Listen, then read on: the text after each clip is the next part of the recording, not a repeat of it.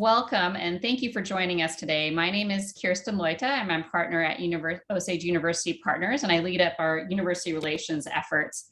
Today, I'm going to be moderating a discussion on DEI initiatives for academic and technology transfer managers focused on entrepreneurship and commercialization. You will hear from 5 leaders in the field discussing programs and initiatives directed at promoting inclusion and dissolving the disparities for underrepresented populations in academic innovation, an important topic to everyone in our industry right now. I'm delighted that we have 5 very experienced people in the field joining us today, and we'll go to the next slide. And I'm going to start off by having each of them introduce themselves. So Megan, will you start us off? Yes, thank you, Kirsten. My name is Megan Aanstoos. I use she, her pronouns, and I'm a licensing and new ventures manager for Kentucky Commercialization Ventures. I also serve as a co-founder for GEDITT, which is Global EDI and Technology Transfer, and I'm the past chair of Autumn's EDI committee. Thanks, Megan. Latane, will you go next? Hi, I'm Latane Brackett. I'm the principal manager of innovation programming at the National Gym Consortium. In addition to that, I'm also a national instructor for the Department of Energy I-Corps, and a regional instructor for the NSF I-Corps program as well. Thanks, Latane. Anne-Marie. Hi, everybody. I'm Anne-Marie Maman. I'm the Executive Director of the Princeton Entrepreneurship Council here at Princeton University. My background is as a medical device entrepreneur. So I have been in the position of fundraising as a female founder.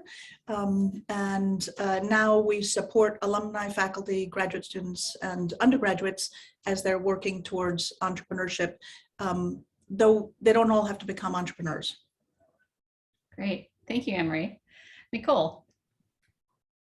Hi, Nicole Mercier from Washington University in St. Louis. I am an assistant vice chancellor there and the managing director for the Office of Technology Management. I've been with this office for almost 17 years, leading at the last 7. Great. Thanks, Nicole. And Maria. Hi, everyone. I'm Maria Romani, Associate Director of Business Development and Portfolio Management at Columbia Tech Ventures. In addition to my role working with industry and the licensing team here at Columbia University, I also manage our DEI initiative, DICE. Great. Thanks, Maria. And we're looking forward to hearing from all of you. Just to let people know the structure of our webinar today, each of our panelists will be giving a short presentation on the initiatives that they are working on, and then we'll go into a question and answer period. But first, a few administrative items if we go to the next slide. The slides and a recording of this webinar will be available on OUP's partner portal, which is a resource available to the technology commercialization officers at our partner institutions, as well as the researchers at those institutions. And a recording will also be available publicly via our YouTube channel. So for those of you who do not know, we maintain an online portal for all of our partner universities that's full of relevant tech transfer content. If you are not already registered for this, we're happy to get you registered. But you'll find a downloadable copy of this presentation, as well as the recording there as well. So, and we have directions on how you can get there on this particular slide, but always feel free to follow up with us. And we also encourage questions throughout the webinar. We please use the Q&A tool that's in the Zoom toolbar on your screen here. Please use that instead of the chat. We have a harder time tracking the questions when they're put in the chat. So we did receive a lot of questions beforehand for this webinar. We really thank for those of you who registered and sent those questions in, and we will be answering those after we get through the presentations. So next slide then. It just shows the order of the presentations that will be given today. Each of our presenters is going to talk for about 7 minutes on their programs, and then we'll dive right into the questions themselves. So from there, Megan, will you take it away? Thank you, Kirsten, and thank you for giving us an opportunity to talk here today. For many of you, this is a topic that is confusing, frustrating, and yet it's something you want to participate in. And so I'm really happy to share Kentucky Commercialization Ventures. And our program is a initiative that connects regional institutions all across the state with the goal of creating more equitable opportunities for inclusive innovation. And I wanted to share our EDI statement. I'm not going to read all of these slides, so please go on our website and check them out for yourselves. But this one is important because equity, diversity, and inclusion are essential to the future competitiveness and the success of American innovation. And these values are central to KCV's innovation growth strategy. We know that ideas from all across Kentucky would change and improve lives, and therefore we partner with Kentucky's higher education institutions to create those inclusive and equitable environments where every great idea can succeed with an appreciation of the various people, cultures, and communities that inspired it. So therefore, we want you to join us in making innovation a place for all Kentuckians and those nationally to build, thrive, and impact. And the reason I take the time to read this is because I think everyone who has a tech transfer office, an entrepreneurial center, or anything related to innovation should also have an EDI statement. It really gives upfront an opportunity along with your vision and mission statement to make people feel included and like they belong from the very beginning. Next slide.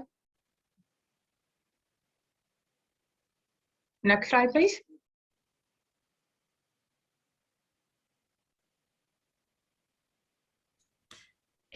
It's on the next slide, and I think for me at least. I don't see it on the next slide. Oh, there we go. Okay. So as I mentioned, Kentucky Commercialization Ventures is a public-private initiative, and we are led by the Kentucky Science and Technology Corporation that unites Kentucky's 24 public institutions of higher education. We specifically provide assistance to 22 of the regional colleges and universities, and we're very proud to call the University of Louisville and the University of Kentucky partners of ours in this endeavor. With our support, we provide over 139,000 access points for faculty, staff, and students to get into innovation, to share their big ideas, their bold vision, and create more equitable, inclusive innovation across the state. Next slide. One of the things we talk often about is who becomes an inventor. And again, I won't read through all of these, you can read them at your own pace, but we know that children, characteristics of inventorhood start early on. Things like race, gender, socioeconomic class early make a difference. In particular, creating role models or networks that have the opportunity to affect the factors alongside human capital, the quality of schools, and opportunities such as these lead to the transmission of invention and innovation and entrepreneurship. Children who come from low-income families, minorities, women, those with disabilities, are less likely to become innovators unless they are exposed to people like them. The see me, be me aspects will make a huge difference in shrinking the innovation gap and increasing economic opportunity across the country. So as we talk to people, it's important to let them know they are an inventor. It doesn't matter where they come from. It doesn't matter what they look like. If they have an idea that they think can impact society, then they are an inventor. And that's what we talk about when we say inclusive innovation. Because society has created these systemic barriers to who becomes an inventor, it is important to knock those barriers down and create opportunities to increase the pipeline and create more equitable, innovative segments for everyone. Next slide, please. One of the ways that we do this is by opportunities for regional and rural institutions of higher education in the Commonwealth. These universities, community colleges, and technical college systems have not had access to technology transfer and entrepreneurship. So therefore, we support them with grants, with reducing barriers, and with including messages of inclusion, equity, and opportunity in all of our conversations. We form partnerships across the state, and these partnerships allow us to create new opportunities for funding, support for commercialization, mentorship, and development of CEOs for startups outside of and within the state. We also support EDI measures at both the state and federal level, working closely with our partners in the Cabinet of Economic Development and the Council for Post-Secondary Education to create new programs and new endeavors that will allow students, faculty, and staff to engage in the practice of transferring their ideas to impact. Next slide. One of the things that we hear a lot about within these kind of programs are, what are your metrics? And I will fully admit I'm a proud and happy AUTM member. But one of the problems I have with AUTM metrics is that they're really created for R1 schools. They're created for opportunities that are systemically already existing. They are created for opportunities to have funding.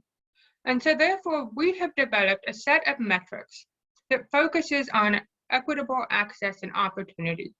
We measure lives impacted, opportunities developed, and legal education and outreach. It's just as big a deal to us if one of our innovators completes one of our boot camps than it is if we file a patent. It's just a bigger deal to us if one of our innovators gets translational funding as to whether they get an SBIR. We like to celebrate the opportunity to have legal consultations and educational sessions, even if that doesn't lead to a patent filing, because it gives them an opportunity to understand, to engage, and to grow. Next slide, please. One of the other things, as I mentioned, that we focus on is creating more opportunities for diversity. One of the ways we do this is actually through our Invention disclosure form. So this is a snapshot on the slide from that disclosure form, where we ask for the information that everyone asks for, the name, the position, when you develop the idea, where do you live, but we also ask for information like citizenship, gender, race and ethnicity, self-disclosed disabilities, and veteran statuses. And before we ask for this information, we let them know upfront that this is completely optional. It is greatly appreciated, but it absolutely will not affect the outcome of the intellectual property protection or the engagement with our program. We do this because we want to create more diversity. We don't want to scare anyone away. Next slide, please. Some of the programs I've already mentioned that we do, but I wanted to just give you a quick rundown of all of the opportunities. We have several internal programs, such as the KCV Impact Pitch Competition, which I'm really excited to say we had 2 first-place winners this year who each got $25,000. One of them is developing an app for maternal well-being. The other one is developing virtual reality training for child welfare. With this opportunity of $25,000, we're going to be able to get these products to the market, and more importantly, to the individuals who need them most. We also have a KCV Goals program. And with goals, our point is to create growth opportunities in learning. For example, this year, we were so pleased to be able to send individuals to the Venturewell Conference and to the autumn annual meeting through this program. We have innovation awards. We partner with our regional schools and with our R1 schools at the University of Louisville, having their founder hunt, and with the University of Kentucky and Patent Palooza, to make sure that we show that Kentucky is strong, not just individual institutions. And in order to train the next generation, we have our Innovation Fellows program and our KCV internship program.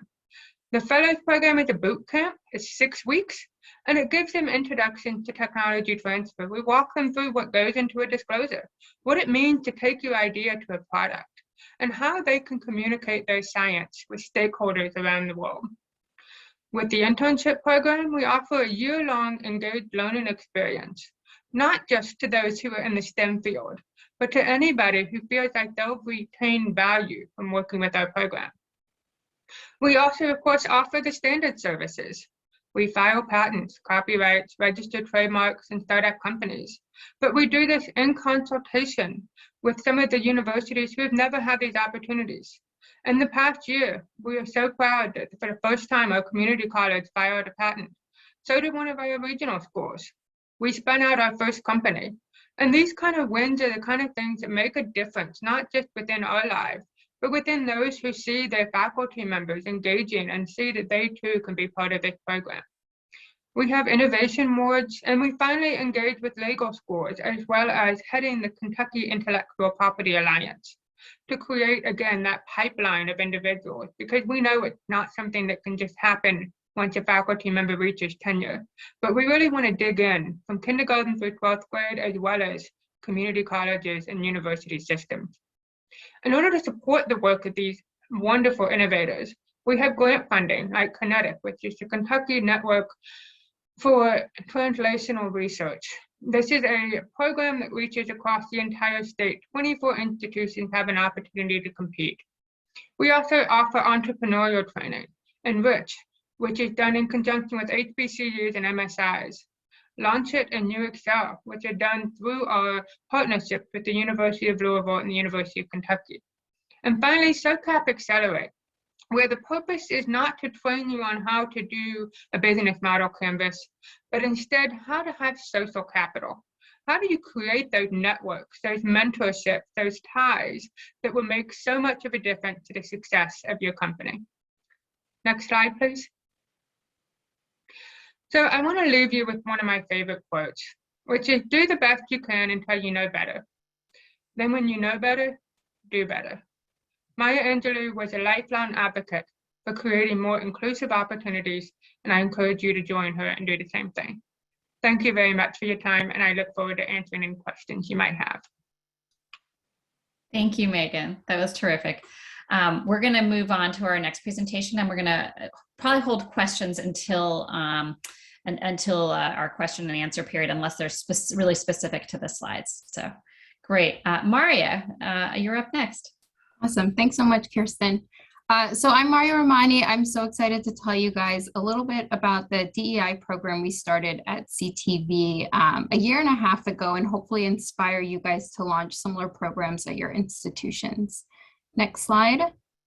So DICE stands for Diversity and Inclusion in Commercialization and Entrepreneurship. Our mission is really to support the early career innovators who identify as being from traditionally underrepresented groups in extramural scientific workforce. And it sounds a little official because we have to kind of define what that means, since there's an application process for the program. So we follow the data based on NSF and NIH research that consider disproportionate representation in commercialization in the life science workforce based on gender, race and ethnic groups, disability, and socioeconomic status. But really, it's looking at the concept that we've seen a lot of improvement and advancement in women and underrepresented minorities pursuing STEM fields in undergraduate and graduate schools, but that's not really reflected in career outcomes. So when we look at where these folks end up, there's a disproportionate number of women and underrepresented minorities advancing to tenured faculty positions. We also see a disproportionate number as startup founders, and when looking at venture investments, you also see a reduced number of women and minority founders getting funded. And while some of these outcomes are based on systemic and institutional issues, things that maybe we can't change on a small level, some of them are limited due to access and exposure to potential paths towards a career in innovation. So what DICE is working towards is addressing this access issue as best we can. So I've listed out here the 4 foundational pillars of the program. The first is education. This really takes advantage of the existing knowledge base at CTV and other tech transfer offices. So through internal speakers and existing course content, folks that participate in the DICE program go through a mini boot camp that highlights key aspects of the commercialization process. We really try to focus on getting the participants familiar with the terminology and also the shift in mindset from the roles they may currently have in a lab environment.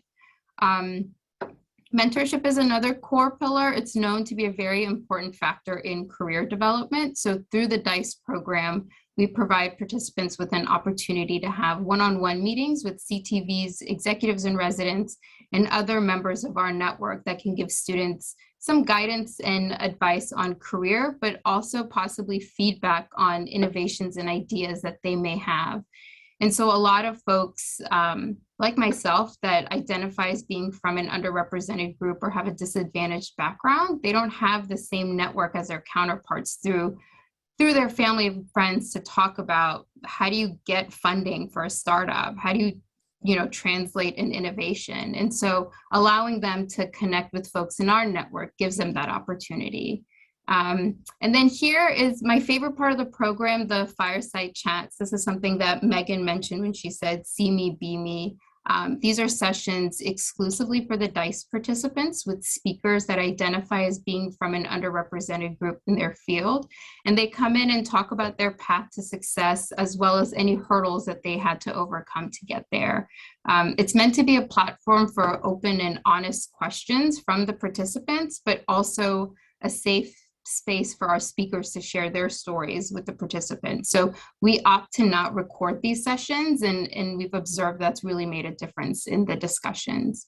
And finally, we hope to provide long-term support for the participants by creating internship opportunities. We recently partnered with Orange Grove Bio to incorporate DICE students as part of an existing faculty mentorship and pitch program that they launched. We also post any jobs that we get. So if Autumn circulates job opportunities, we circulate it to the DICE students as well, and make sure that we're connected as they grow in their careers. Next slide. And this slide just kind of highlights the logistics of DICE. So we launched the program in early 2021 in response to the social movements in the world that brought more attention to diversity, equity, and inclusion. The program received funding from Digitalis Commons and the Jay Gerwin Foundation. Again, this is us taking advantage of existing relationships that we had at CTB. And beyond giving the first cohort a modest stipend, we didn't really use much of the funding. So we had enough support to launch a second cycle this year that includes a stipend for the participants and a small honorarium for our speakers. The program targets early career individuals. So the only real criteria for eligibility is that they have to be a Columbia graduate student or postdoc. So we've allowed medical residents to join the program as well. And they also have to self-identify as being from a traditionally underrepresented group based on the definition that we send a link to on the NIH's website. So the timeline below just highlights that the actual programming doesn't have to be too long, but it's the outreach and making sure you're getting to the population that you want participating in the program. That's the component that takes a little more time. So we open applications in January, hold a few virtual info sessions, really focus on marketing through the various departments. And then after we get the applications, we do hold 15-minute interviews with each of the applicants. So that functions both so we can get to know them and their interests, but also so we can lay out some of the expectations of the program. And then I've listed here also some of the other resources that we provide. So in addition to weekly sessions that we've designed, we also provide them with resume reviews, access to small conferences when feasible, and especially it's easier if it's virtual. So we're very motivated to go out and look at what else is going on at Columbia and how we can give the DICE participants access to those events. Next slide. So we're only in our second cycle and don't have too many outcome measures to share with you guys, but I will tell you a little bit about some of the growth we've seen. So our first cycle was exclusively focused on life science commercialization. We had 17 participants across 12 departments join the sessions. Since then, there was a lot of excitement at the engineering school. And so they asked that we expand the program to include physical sciences students. And so we did that for this cycle. We have a really good mix of master's, PhD, and postdocs, and have a cohort of 23 students across 17 departments. We do a survey at the end of each cycle and have gotten really good feedback from the students. So that's been good to see. And then if you can click, Katie, where we hope to expand. One area is talking about this model to other tech transfer offices, both so we can share ideas and learnings through our experience, but also learn from other institutions and activities going on there. We've also received additional funding from departments to launch a faculty workshop version of DICE. We hope to focus that on professional development as it relates to innovation, and then also have funding to bring on a postdoctoral fellow into CTB. Okay, and then next slide, please. And so, like I said, we're still learning, but there are a few things that we've kind of picked up by experience in the last couple of years. And I want to leave you with a few suggestions, hoping that you consider launching a similar program at your institution. So the first is recognizing that these programs support the tech transfer ecosystem. So the burden to start these programs is not too hard. Tech transfer offices inherently are part of this ecosystem of innovation. So we have access to a network. And that goes on to the second note too. So utilizing this existing network that we have, there's an appetite for industry to get engaged with tech transfer offices beyond just the license and really fostering that relationship. So I think if we're willing to ask, we've gotten a lot of excitement from industry representatives. Spreading the burden is another consideration. Often these DEI initiatives fall on those that are in the marginalized or affected population. So it's worth noting that at CTV, we have a team of 5 folks in our office, all of various backgrounds that work together on DICE. And for most folks, it's a passion project. It's not something they're required to do, but something they choose to do. And I think that commits to part of the success of the program.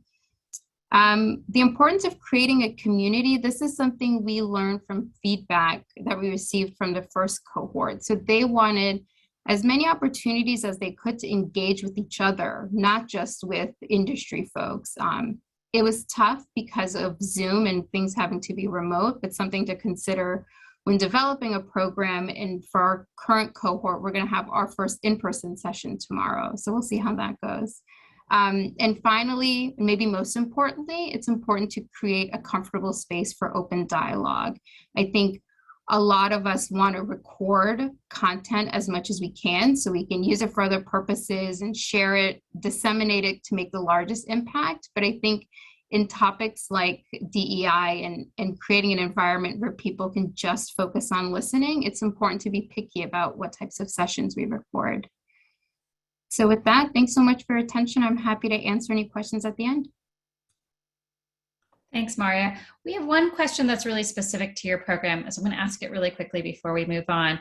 And that is, what FTE effort is used to support DICE?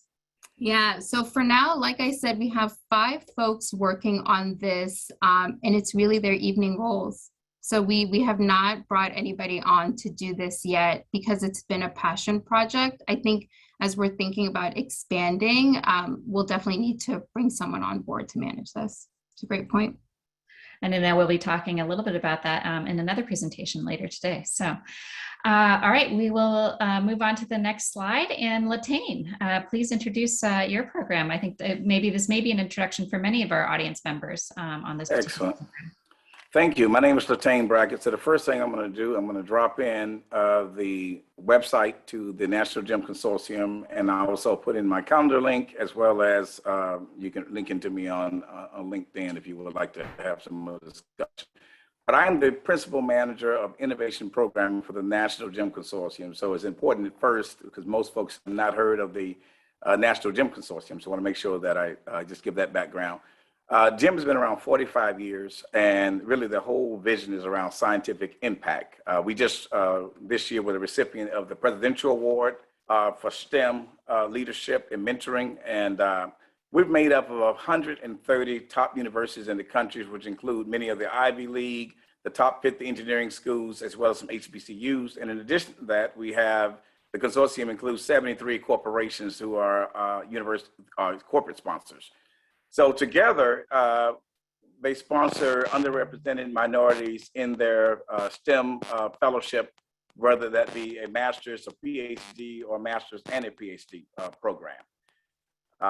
So it's a great opportunity. And what has happened most recently is in 2019, when we entered into a cooperative agreement with the National Science Foundation, we added entrepreneurship. So our main objective is still that our fellows complete their master's and PhDs in STEM, but now they have an opportunity to do something with the degrees that they have obtained. Next slide, please. Okay, so again, the entrepreneurship program was created in 2019 out of the relationship with the National Science Foundation, and we created what we call I4, or the Inclusion and Innovation Initiative. And the whole idea is to increase the awareness of entrepreneurship as a viable career option to high potential STEM practitioners, i.e. GEM fellows. And by the way, we currently have about 5,000 GEM alumni and about 1,000 current fellows, and we'll probably, by the end of the month, announce an additional 400 to 450 new fellows. So if you think about it as a DEI pipeline, this is it. And then the effort, again, is to increase the diversity of participants within NSF, I-Core infrastructure, and ultimately the U.S. STEM landscape. So I-Core is just a place to start, but ultimately, at the end of the day, this is about, how do we proliferate everywhere? Next slide, please. Okay, let me talk about our mission. The mission is to transform diversity in I-Core programs at all levels to enhance the underrepresented SBIR, or Small Business Innovation Research, and STTR, Small Business Technology Transfer Research Pipeline, and also increase the number of BIPOC, or Black, Indigenous, People of Color, STEM entrepreneurs. And with that, we have 4 strategic goals. And the first one is to inspire a generation of researchers to pursue entrepreneurial pathways, and what that looks like for us. And one of the things you saw earlier in another presentation was this whole idea of showcasing, if you can see me, you can be me. We use that same concept to showcase Black and Brown founders and co-founders, investors, and tech entrepreneurs, so that you can see folks that look just like you who have already done it or doing it currently. In addition to that, we've created original content to inspire our GEM fellows and alumni to pursue entrepreneurial pathways. So we have what we call our GEMpreneur workshops, which really gives an overview, starts out with why entrepreneurship, and really the big key of that is really to let folks know that you already have a lot of the characteristics of entrepreneurs in the work that you're doing currently. And then the other piece is letting them know about the GEM I4 connection to the NSF I4 program, I-Core program, and what we can do to help them make that transition. One of the big things that we do is we spend a lot of time coaching. A good portion of my time is doing coaching sessions with all of our GEM fellows who are interested in it, and in terms of pursuing entrepreneurial pathways, or just want to talk about what they got going on in their program. But I can tell you that has been very influential in having folks that were thinking, well, this probably is not something that I can do. They're having a discussion about it, and they understand, yes, you can do it, and we can help you do it. And so that they're not, putting themselves on the sideline, and rather than being told no, they're telling themselves no. So we're able to combat that. So that's the big piece around Inspire. The other part is around integrating the GEM network into the NSF I-Core infrastructure. That comes in a lot of forms. One of the ways is we collaborate with key leaders of the site nodes and hubs to support BIPOC engagement within the NSF I-Core infrastructure. And that may look like someone who's participating in a regional cohort or a national cohort, as well as being trained to be a national instructor or a mentor. And so we've done some of all of those things. And that now deepens the relationship with the NSF I-Core program. And quite frankly, in addition to that, I am, as I said earlier, I am a regional instructor for NSF, but I'm also a national instructor for the DOE Energy I-Core program. So that enables us to leverage all those relationships to create opportunities for all the fellows and the alumni that we currently have. We also created a quarterly I-4 convening to share best practices and build relational equity across the full spectrum of the entrepreneurial ecosystem. And one of the things that we were not even aware of is that the NSF NIN, National Innovation Network, had not really had a formal meetings from like 2016, 2017. So that when we came in and put this in place, this is really the only place that the National Innovation Network, i.e. the NSF infrastructure around I-Core meets regularly. So they meet with us, and we have an opportunity to share best practices, also find out what are they doing well, and are there places where we can collaborate? Because two things we always talk about. One is this notion of building relational equity, and the second is that we have intentional collaborations, and this gives a framework to do both of those things. So we partner with the Hub and Node directors to train GEM alumni and also the GEMI4 staff. And by the way, I should say that my colleague, Dr. Tamisha Richards, is the principal manager of innovation relationships, and she and I do this work together.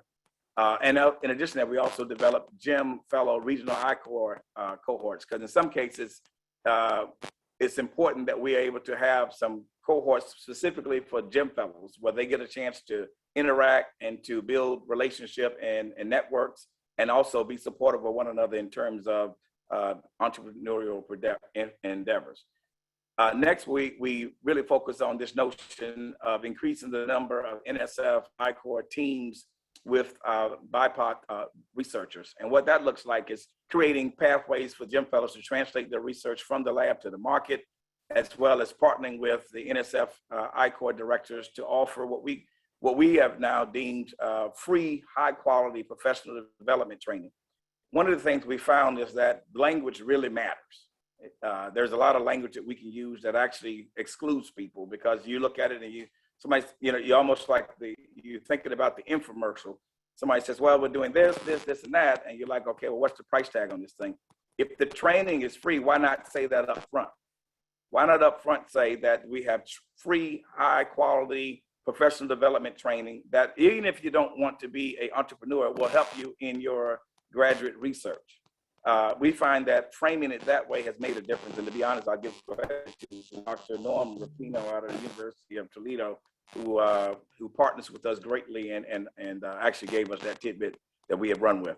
And then finally, on the increase, is really just collaborating with the nodes and hub director to attract, retain, and develop BIPOC scientists and engineers in the entrepreneurial ecosystem. Because it's not enough to get people to come by or to visit, it's how do you retain people?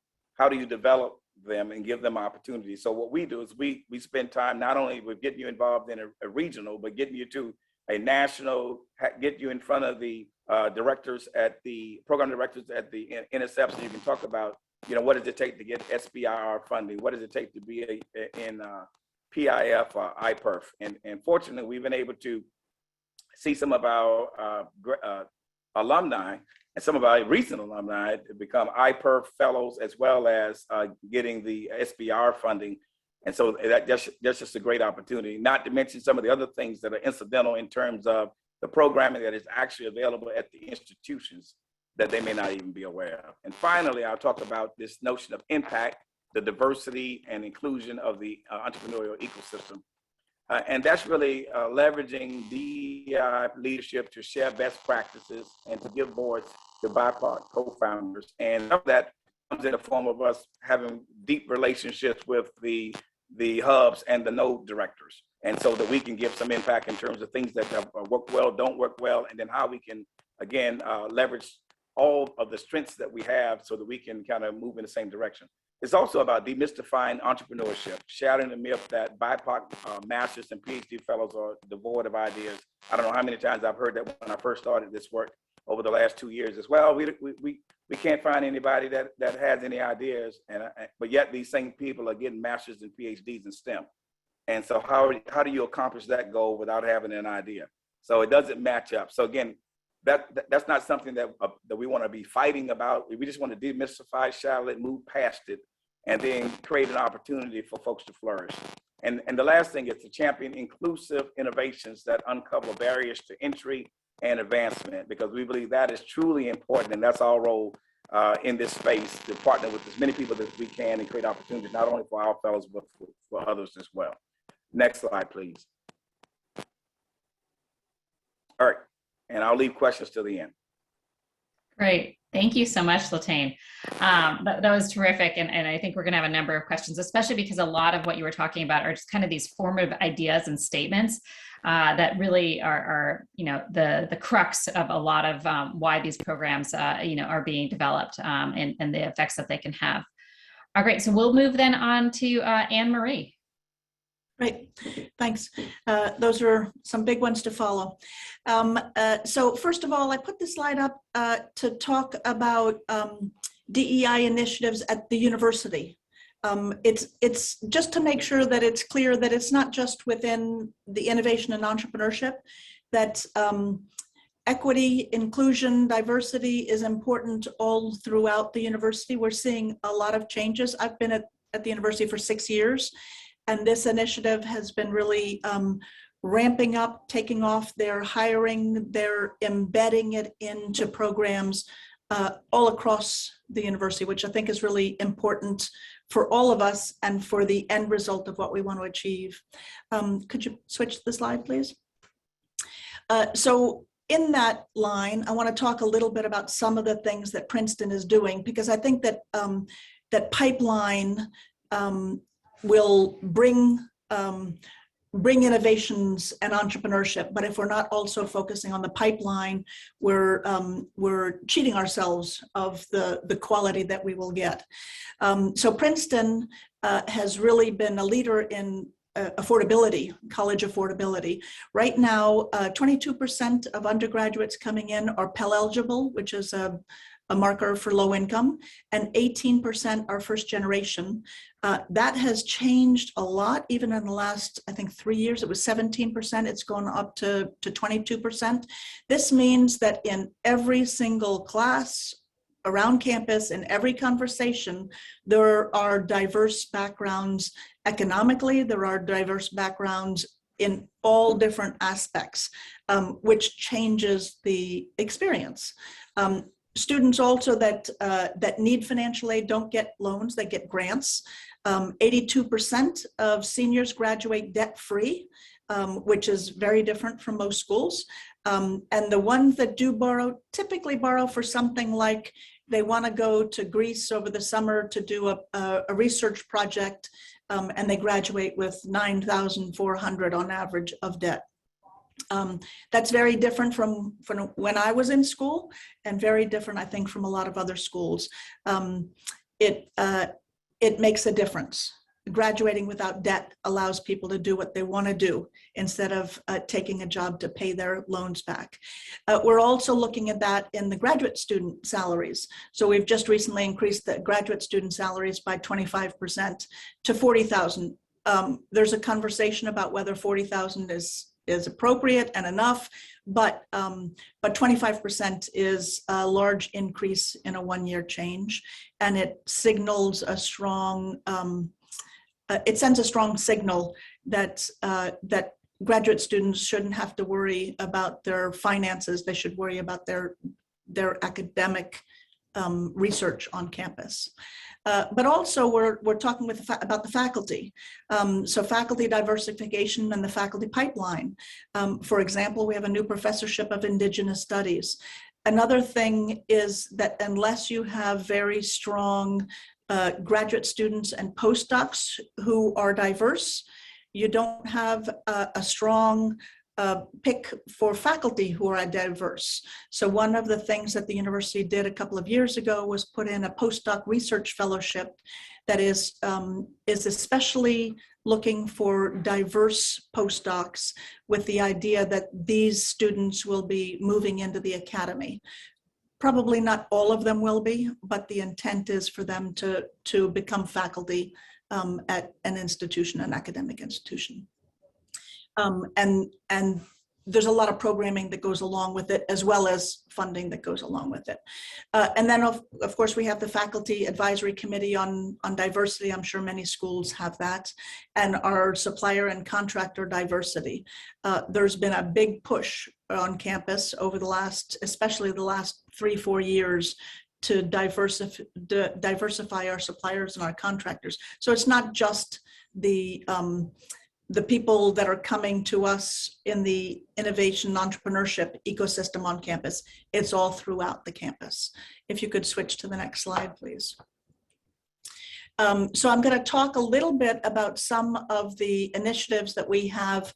The Entrepreneurship Council sits within the Dean for Research, and some of the programs that are within the Dean for Research that are specifically looking at increasing diversity within the Dean for Research's programs. So the first one we have just officially announced, I think a few days ago. So at the time that I put these slides together, it was not officially announced. We call it PACRI, which stands for the Princeton Alliance for Collaborative Research and Innovation. It is a collaboration between Princeton and 5 different academic institutions, HBCUs.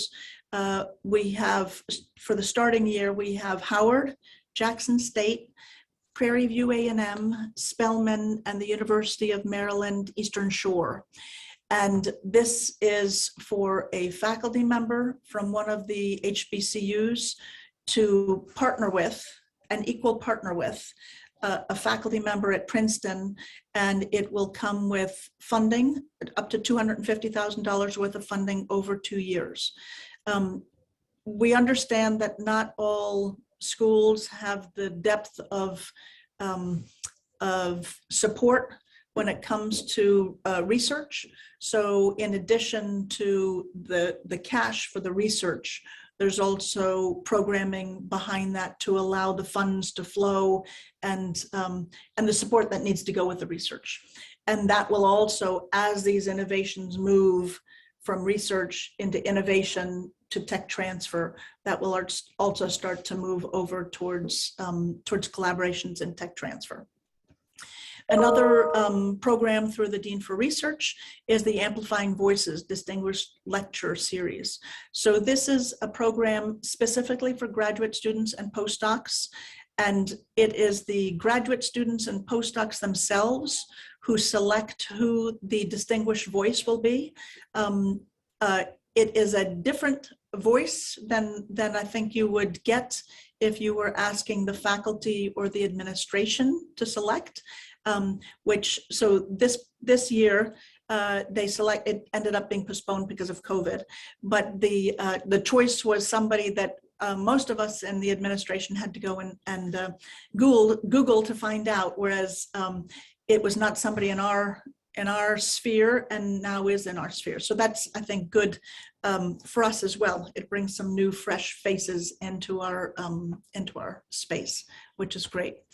And if you could switch the slides, I'll talk a little bit about the programs that within the Entrepreneurship Council that my group and I are working on. So this is, we're a small group that collaborates around campus, on and off campus, as well with our alumni and other schools.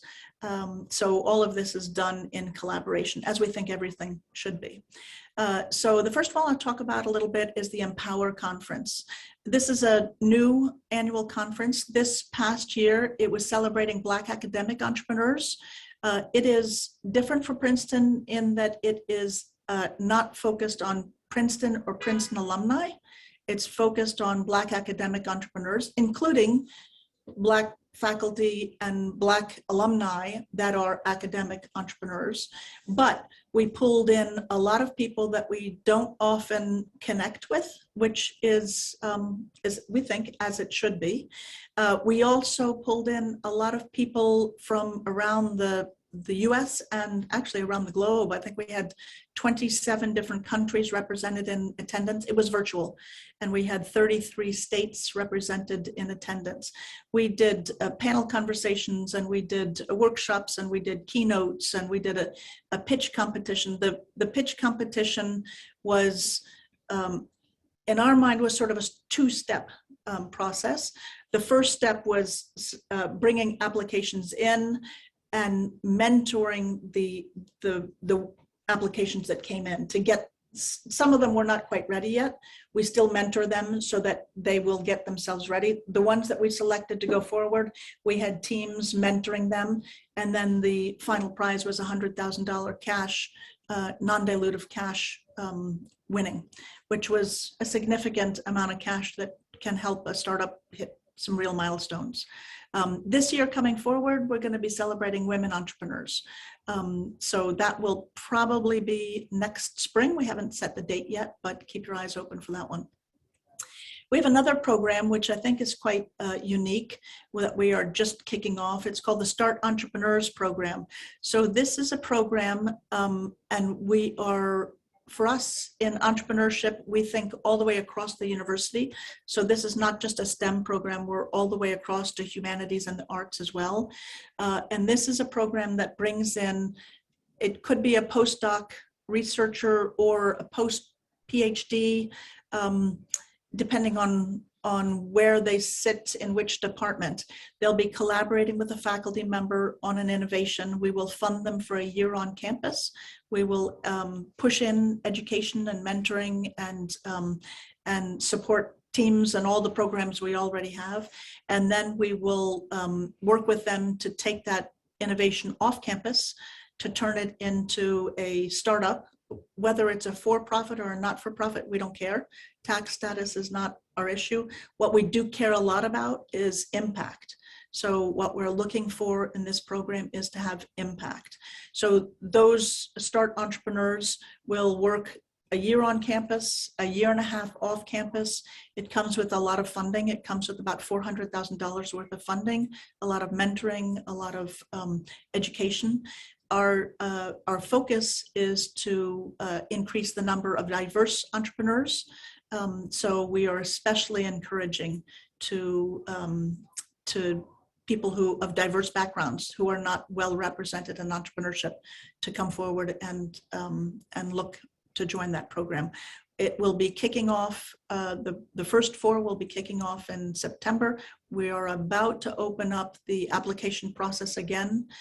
We've got 2 that we've selected. We're selecting 2 more, and this will be an annual program. So we're looking forward to kicking that off officially in September. I-Corps, Latane, you already talked a lot about I-Corps and how I-Corps is, the NSF is pushing diversity through I-Corps. One of the things that we're extremely proud about is that Princeton, who does not have a long or deep history of entrepreneurship, and certainly not within I-Corps, was named the lead institution in a new hub. And I think one of the things that really set us apart was that that our leadership team is incredibly diverse, and we are committed to make sure that not only the leadership team, the teaching team, and the participants that we're pulling in are diverse. We think that that will lead to better results. The data say that that will lead to better results. All of us believe that and are committed to that. So we have, we're in our 2nd cohort, I think I'm right on that, and pulling teams from the East Coast, moving from Washington up to, I think at this point, up to North Jersey, and expanding that over time. And then we do lots of different showcases. So we have our sort of standard showcases that we do, but then we also have some focused showcases that we work on.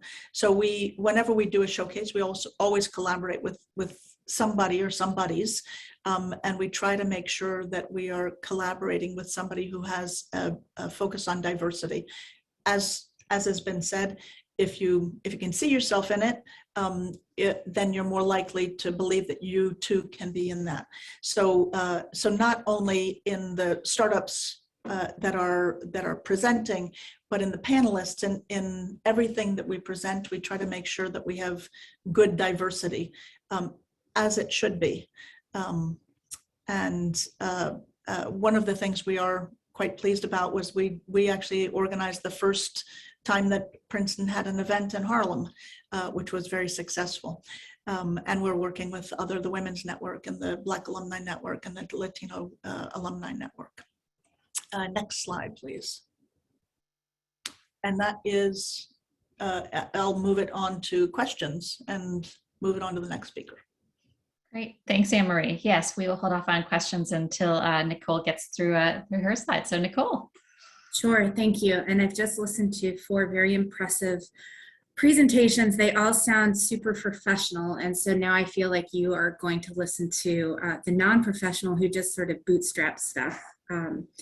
So I only have a few slides, so that'll move us to questions pretty quickly.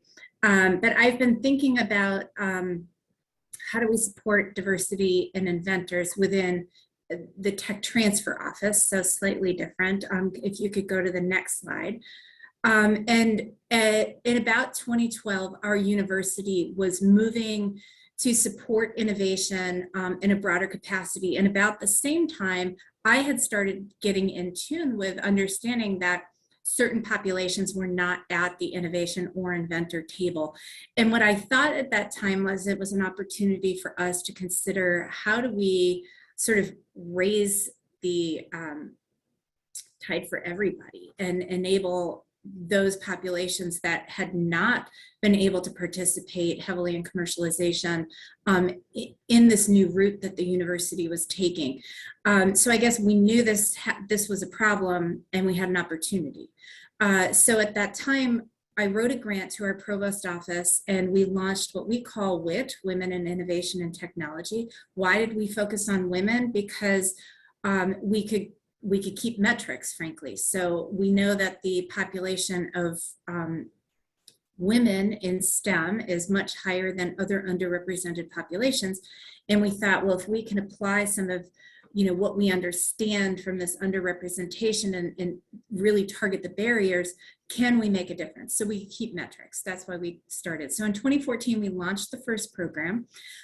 We had a cohort model where we brought in 20 faculty members each year for probably 2 years, 3 years, maybe we ran it that way. And that actually gave way to what we call a network building model, because what we found was the cohorts would be very excited, they would meet each other, and then what? How do they stay connected into this? And they wanted to give back. So we found a way to sort of bring that cohort, which was really, all of the tenets are the same, right? The invitation to participate is very important and it has to be very specific to who you want to bring in. It can't just be, oh, you're female, so please come join our program. They have to really understand what that benefit is going to be. As everybody has sort of said, there's an education component to this because we know that that's a barrier to engaging in commercialization. And then also, what does that network look like? What is your opportunity to connect to those people that can advance you in your commercialization desires? And so building that network was important. So we had that in the cohort model where we had 4 educational sessions, and each of those sessions was paired to bringing in ecosystem partners where the participants could engage with those people in our ecosystem, that could help them find grants, that could help them write SBIR or STTR grants, that might invest in a company or that could lead a company. And so again, we just sort of expanded that model and had these educational sessions, but invited these individuals from the first few cohorts back really to engage, sometimes on panels, sometimes just to sit in the audience and to help other people who were first timers, if you will. So what were our metrics? Well, obviously we were thinking about this going into it, and we wanted to see an increase in disclosures and an increase in patents. We wanted to see more women have license agreements and start companies. And so we did see increases in all of these. When we started, our disclosures were right around 30%. When now we're seeing 50% invention disclosures from females at Washington University. When we started, I think my most favorite metric to point out is that we had no female founders. So we would have to fly women who had started companies. Again, we heard this, see me, be me. We heard this, you look like me. That's very important. And so we would fly women in from other parts of the country and including Canada to come and talk about what their process was. And since 2014, we've seen 3 women founders now at WashU, plus we've engaged 2 who actively went through this entire process of thinking about starting a company and saying, no, that's not really for me. I'd rather license it. So to me, that is equal to somebody who chose to be a founder and spin their company out, because that was an active decision they can then go and talk to others about. So next slide, please. By the way, we have more in the pipeline, so we're excited about that. So then in 2018, we were asked to submit our program for an award through the Association of American Medical Colleges. And in doing that, I really had an opportunity to talk to women who had gone through our program. And what I realized was that, you know, all of this amazing information that we gave to them through the education component, through building their networks, was just not enough for them to really see themselves as an entrepreneur. So one of the women who participated said, wow, WIT was so amazing. When I came into my faculty position, I saw myself as a researcher, and now I see myself as an innovator and an inventor. And I thought, well, if I had given that same training to your male counterpart, they would have thought that they were an entrepreneur ready to launch a company, and that VC that was in the room was going to invest there. And it was just very eye-opening to me about how women, and likely translated to other underrepresented populations, very much sort of step walk this in caution. And so I knew that we needed to do something to help women and others envision themselves, not just as inventors, but as entrepreneurs. And so I had a lot of conversations before we launched Equalize, which is our national effort to engage, you know, academic women around entrepreneurship. And a few of those conversations turned into partners for this program. So I'm grateful to Kirsten, who has been a confidant and a thought partner around this from the beginning, and OUP really helped us to launch Equalize. And now that's grown into a core team of individuals, not just at WashU and OUP, but others who were in the first mentor cohort, or others who just really believe in this and can help us think about how we spur this forward. So Equalize is supported through sponsorships. It's a program where we ask a lot of you from Tech Transfer who has a participant, a female participant, someone that identifies as female, that has an asset that might be 4 years to the clinic or to the market, and they must have an academic faculty appointment. We go through the pitch decks. Sometimes there's not even a pitch deck that's submitted to us, but we look at their science, and we look at the opportunity, and we look at the individuals, and we select participants. I believe it's been about 12 a year. I think this year we may have one more than 12. And these individuals get matched with a mentor, and these mentors are highly dedicated to understanding that there are barriers in how different populations get to approach commercialization. And they must meet with them a minimum of monthly. We do see that these mentor-mentee teams tend to meet more than monthly, but that's by choice. The participants are also provided with education around entrepreneurship, and we give them that cohort feel, including by Zoom. So we have been able to sort of create that cohort even over Zoom. And that part has been very important to the participants. And at the end, it culminates in a pitch presentation. And I would say that metrics going into this really was, okay, what are we going to hear back from the participants?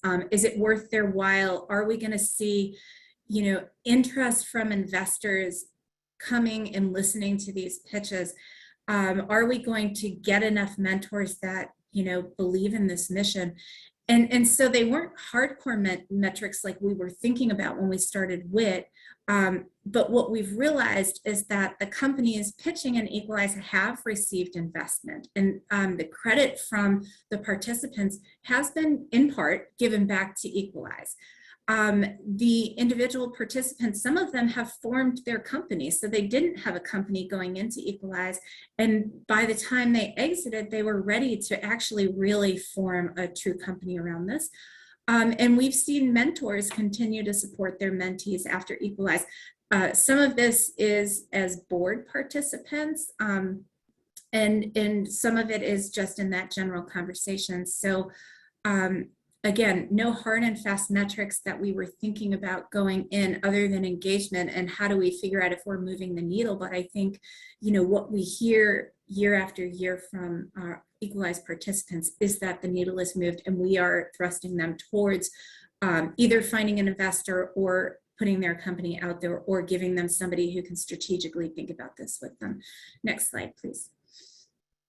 So getting to this question around, what next? It's very hard to run both of these programs at WashU. And so I went to my leadership and I said, look, if we are really committed to diversity, then we need prominence in the tech transfer office. And so this past December, we got funding to actually have a staff position that thinks about DEI on a daily basis. And I know that Sarah Good is on this webinar. And she was hired and started in December of 2021. It is a full-time position that reports to me. Her role is to help us program Equalize in the way that we have been doing it, to think about our WIT program and continue that. And then also what we've long wanted to do is take what we understand from WIT and Equalize and move this into other underrepresented populations at the university. But I have not had time for that. And I know it's wonderful to have staff who are interested in this, and we have a lot of staff who are, but it is hard to juggle that family responsibility, to juggle whatever you might have going on in your personal life. And so, sort of instead of asking people to do that in addition to their full-time job, we went with the core role in our office doing this. And so Sarah is responsible for all the program in these spaces, for securing sponsors, for maintaining communication with both participants and mentors, and, sort of getting feedback on what's next and thinking about, sort of how do we take the next step in supporting diversity within Washington University, but also sort of partnerships, whether that's in Missouri or sort of nationally. So that's my last slide. Thank you so much, Nicole. And we're going to go into our Q&A period now. And actually, Kate, would you, we're at the very end, we're going to show everyone's email addresses in case people want to get in contact. And I'm feeling a number of you are going to get emails afterwards about the programs and what it is that you're doing. Just before we get into the questions, I did want to just, because we've been talking about the See Me, Be Me type of activities. We actually at OUP had started a academic female founders initiative last year where we're interviewing female founders. I just put the link to that in the chat. So people can have these stories at their fingertips, like, yes, this is someone who was at the same stage that I was when I was contemplating what could I do next, perhaps in my commercialization or entrepreneurial journey, and just to give them some reference points of how people went through their journeys themselves. So I put that in the chat, happy to answer any questions about that as well.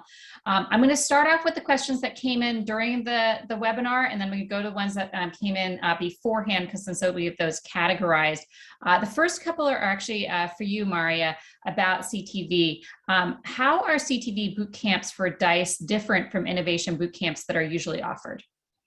Yeah, that's a great question. So one of the things that I didn't mention is that I also teach Columbia's Lab to Market course. It's a class for credit that business students and engineering students can take. And we have that course divided into two parts. The first is early innovation, and then the second part focuses on launching your venture.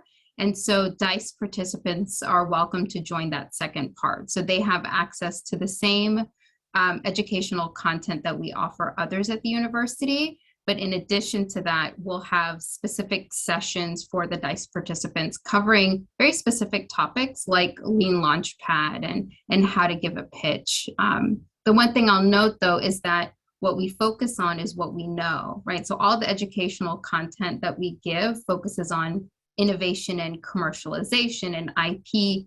We don't talk about DEI during these sessions, right? Like, that's not where we're the experts, but what we do is try to give access to those sessions to a cohort that identifies as being underrepresented.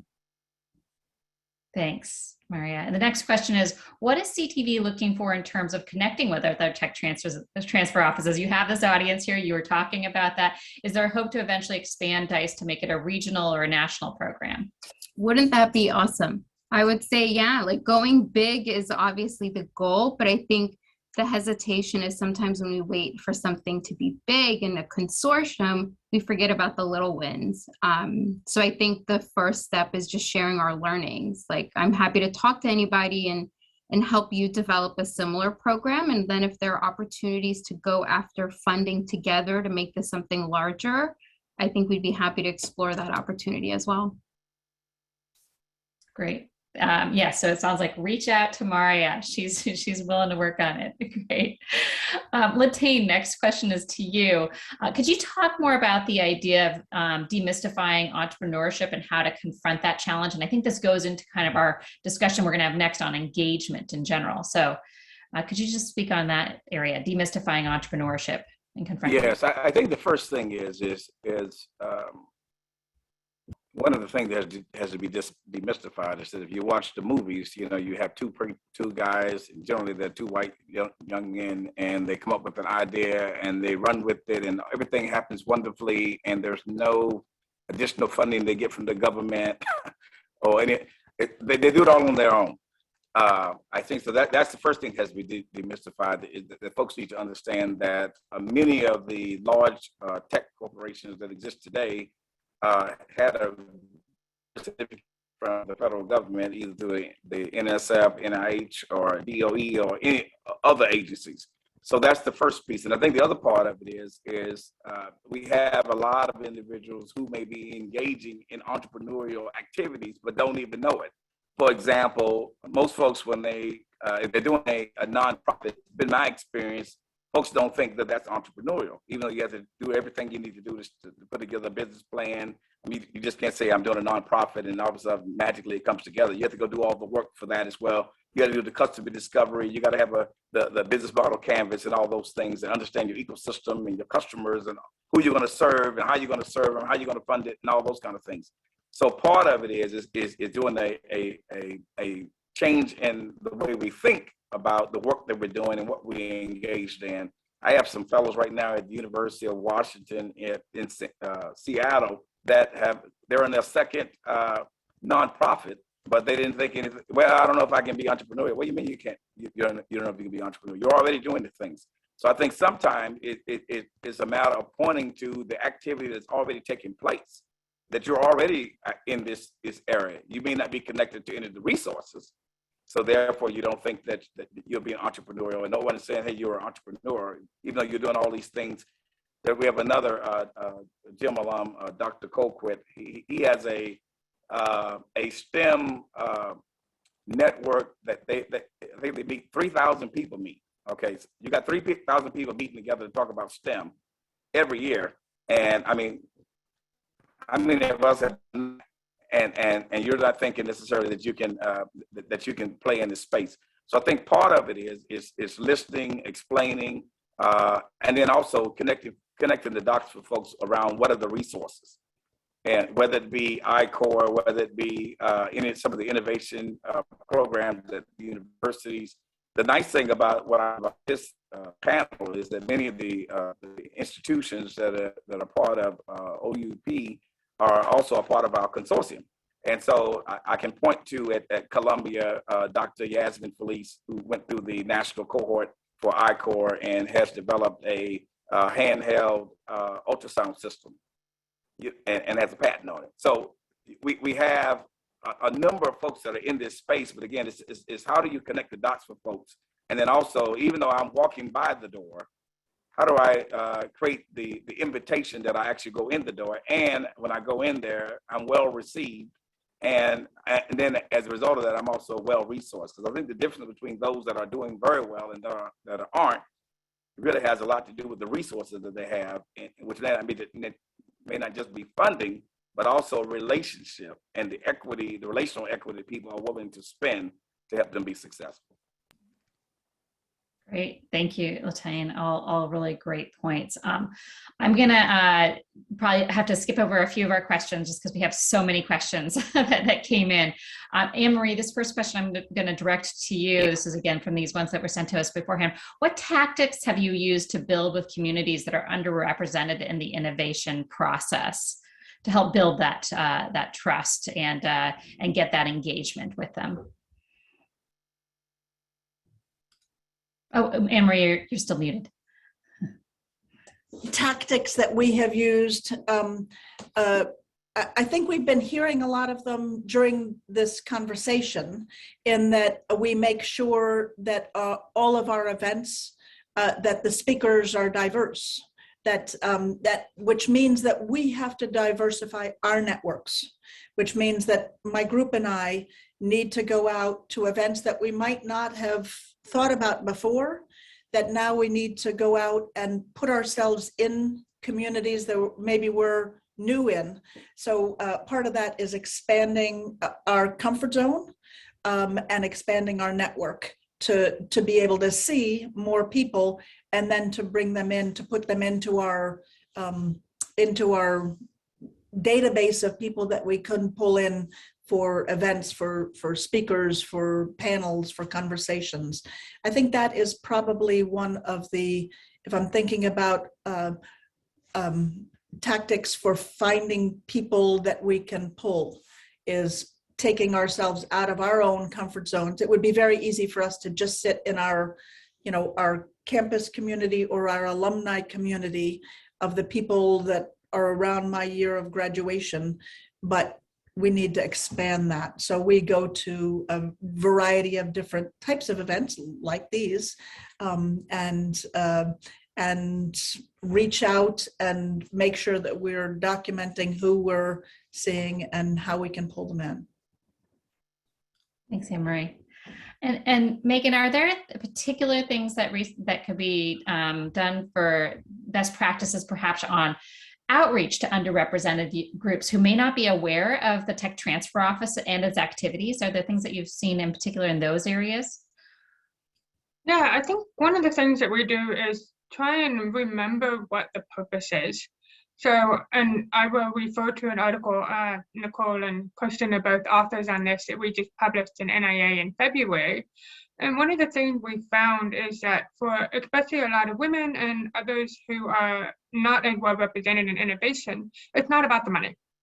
So we have to make sure that our messaging is reflective of what the values that people have are. And especially across Kentucky, a lot of our values are in helping to create environments that are safer, that are healthier, that are more welcoming. And so when we have these kind of conversations, when we go out there and talk to people, we don't say, oh, you should work with the Tech Transfer Office because you're going to make yourself rich. We say you should come work with the Tech Transfer Office because you're going to help your community, because you're going to provide more value by translating your work through us than to just publishing it in a journal article. And so I think that's a big part of it, is trying to find the messaging that resonates rather than sticking with the status quo. Thanks, Megan. Nicole, I'm going to direct this next one to you.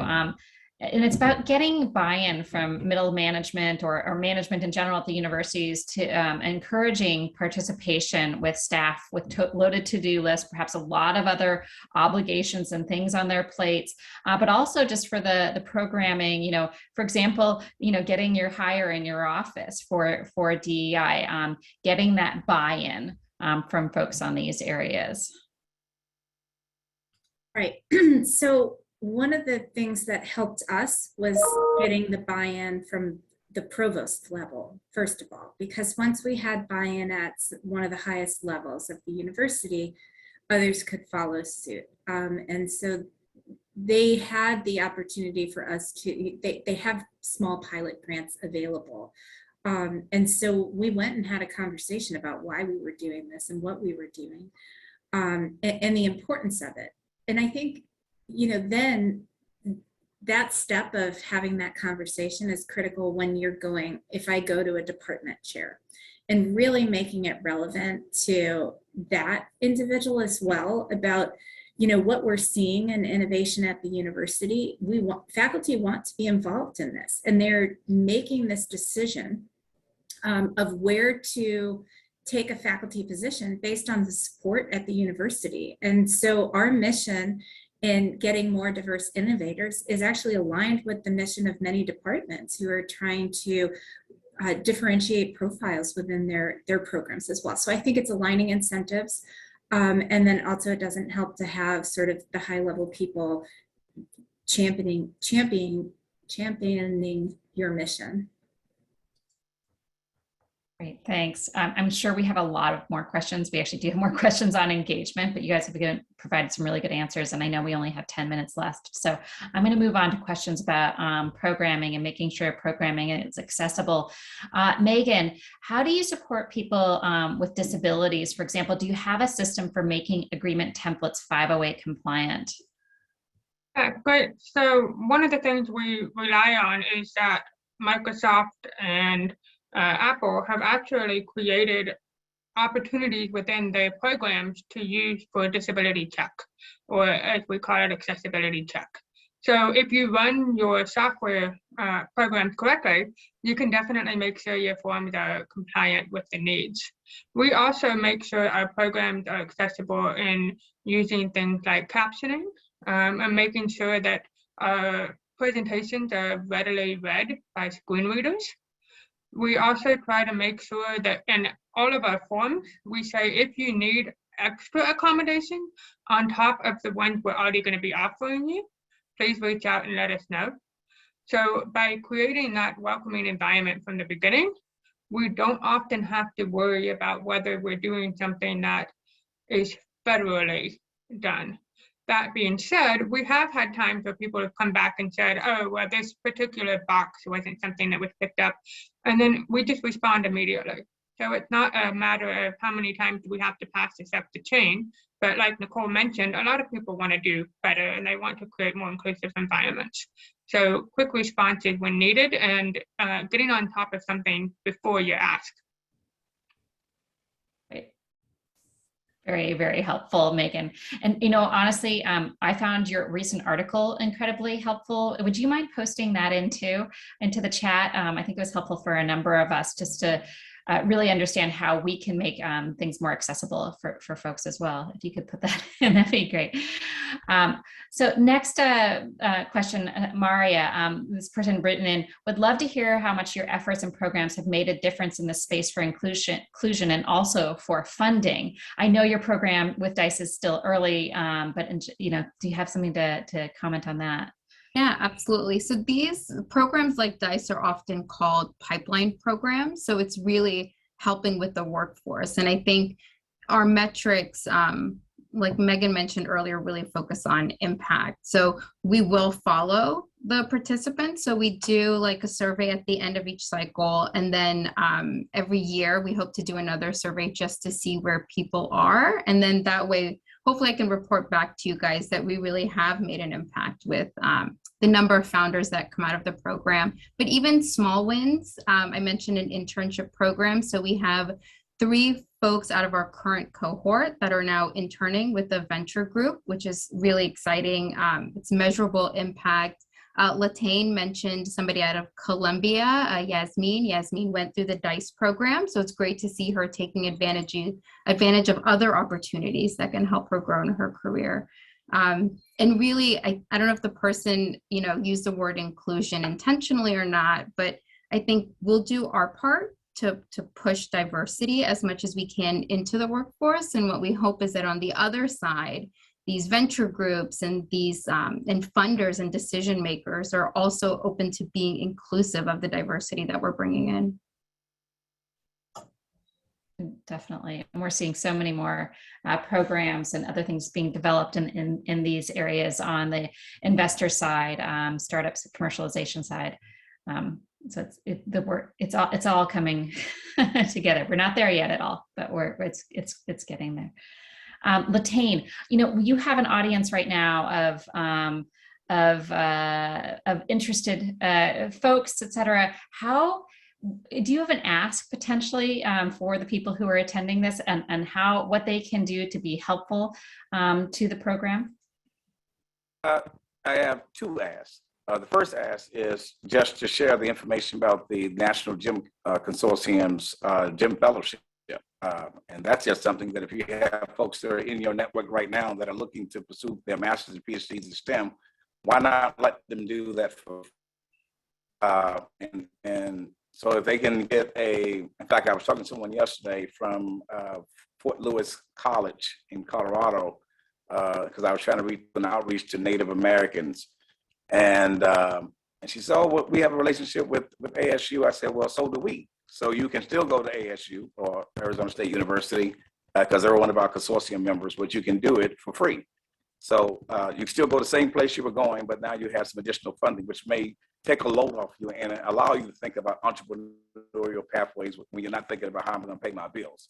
And then the other one is anyone who is willing to and looking for a partner to collaborate and to engage and really figure out how can we work together. I mean, I'm open to anyone who is intentional, anyone who wants to build relational equity in that way. Megan and I have had a lot of good conversations. I know Nicole's on my calendar and I'm her already.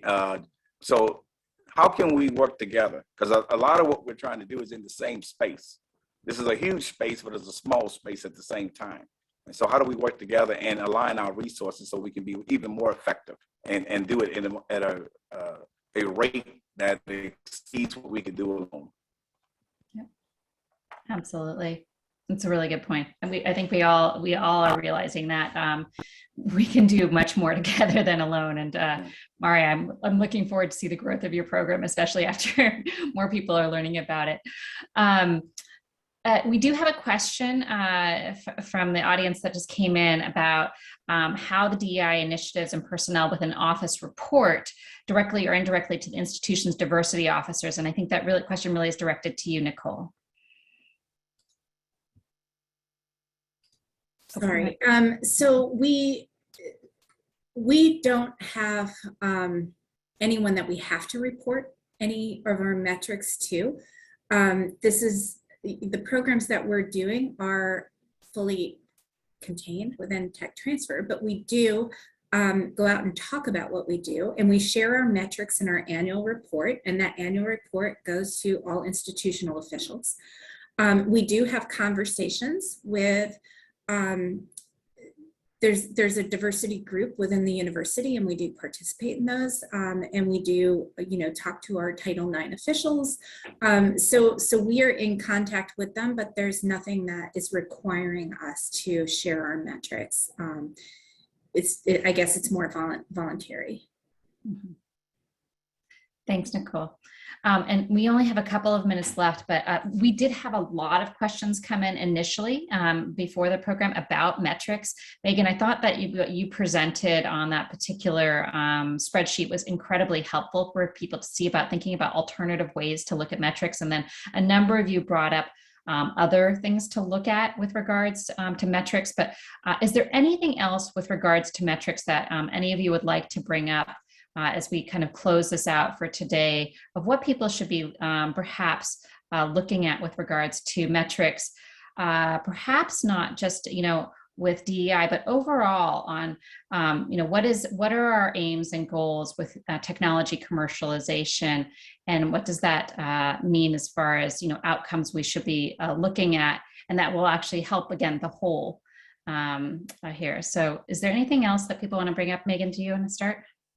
Yeah, I just want to say real quickly, this is something I learned when I was at the Ohio State University, which is customer satisfaction. So are you doing something that resonates with your customers?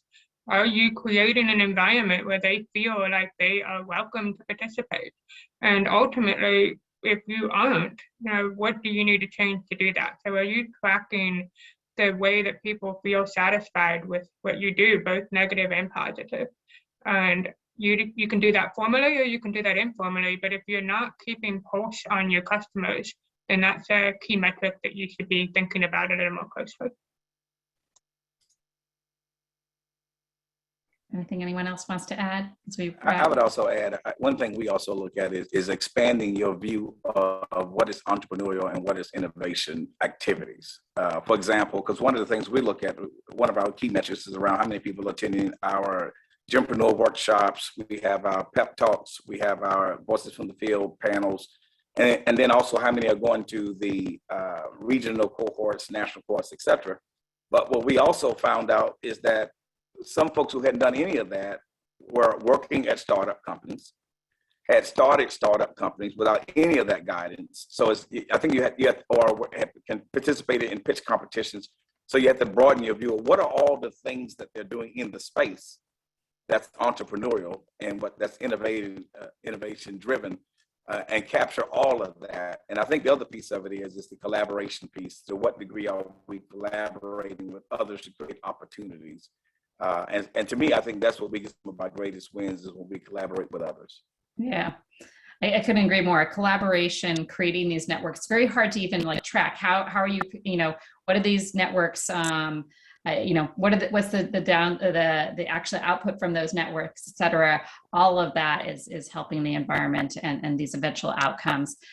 With that, we are at the hour and a half. I want to thank everyone. We do have a survey that we put into the chat. I'm also putting, Katie just put up the last slide that does give the contact information for all of our panelists today. If you want to reach out to them about their programs and what they spoke about today. I'm sorry that we weren't able to get to all of our questions. Obviously, there were quite a few of them that came in, but I would like to thank very much our panelists for devoting the time that they had today to this presentation, to talking about their programs. I know that they're all, as you are all very well aware, very passionate about this particular subject, and welcome to speaking about it further. And hopefully we can see some more terrific outcomes, such as what they've talked about today. And then I'd like to thank all of you for attending today. We know this is a long time to be with us, but we had a lot of ground to cover. And in some ways, this is just the beginning of, I think, many conversations. So thank you for joining us. Please do fill out the survey. Let us know what else that you'd like to hear from different subjects as far as technology commercialization, and we'll work on those for you in the future. So thank you for joining us today. Everyone have a terrific day.